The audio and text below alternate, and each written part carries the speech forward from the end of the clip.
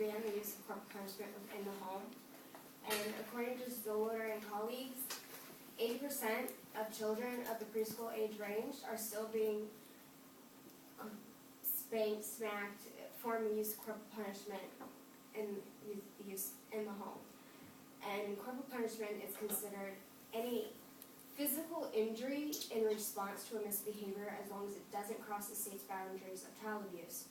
And it's a legal form of punishment, at least in the United States, and it's more commonly used on children of the preschool age, so about up to 4, a little bit older sometimes, years old, and it can involve smacking, hitting, spanking, and it can even include using a stick or a rod, and it's still not considered abuse.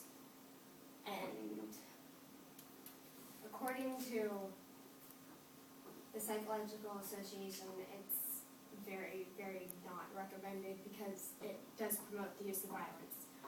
And today's speech is going to be over the fact that the United States should be a part of the 24 countries, will add to the 24 countries in the ban of corporal punishment, and realize that it's not a healthy form of punishment for children.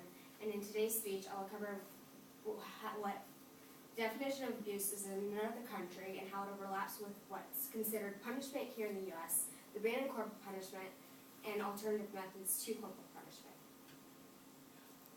But first of all, in England and Wales, they considered physical abuse as any non-accidental injury that results in tissue damage.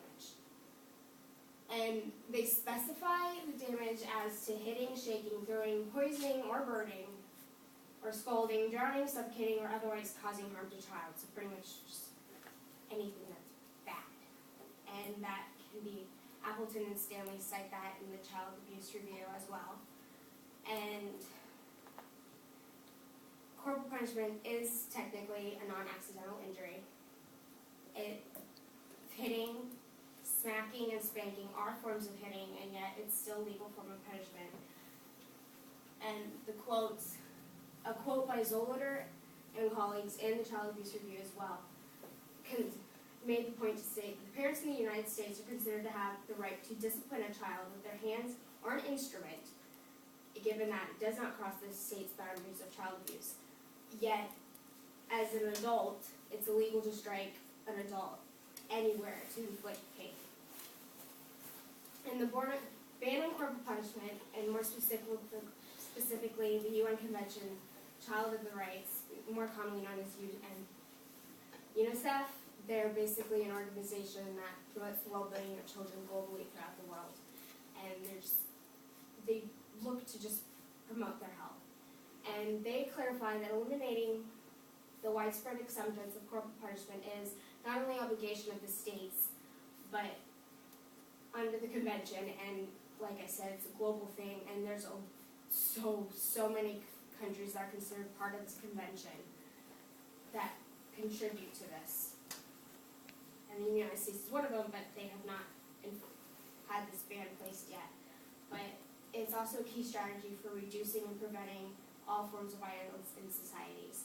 And that quote came from a general comment on Article 19 of the Center for Effective Discipline, and it was also put into Zolder and colleagues' Child Abuse Review. And in the United States, they haven't banned the use of corporal punishment in the home, but only 30 of 50 states have actually banned the use of corporal punishment in schools. So there's still 20 schools that use corporal punishment as a form of punishment. And alternative methods to corporal punishment include pinching, and it's actually a common form in the Philippines, and the rates of child abuse are actually way down. The rates of violence are much lower, and pinching actually seems to be a very effective way of disciplining a child. And because corporal punishment is so accepted in the United States in some areas, that they realize, like, right off the bat, they can't just ban it and take it away. So they've thought about just kind of easing it in and maybe perhaps modifying its use and restricting it to maybe only acceptable to children older than 2, because there's children under 2 who are being corporal punishment right now, and it's still considered legal. And they're 2, they're not really able to do anything, but restricted use.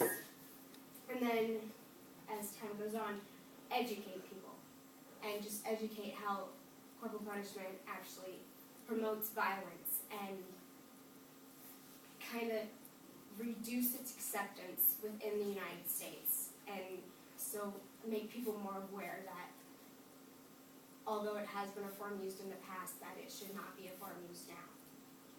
And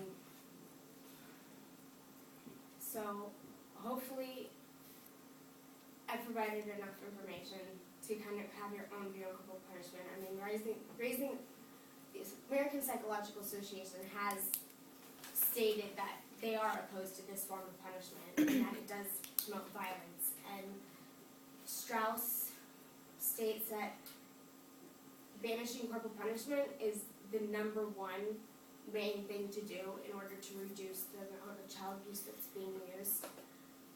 And the United States is part of the convention, but they should take one step forward in banning this use of punishment in order to reduce the child abuse rates. And there's just so much that can be done by just banning it and using these alternative forms, because we're now in an age that violence is becoming very everywhere.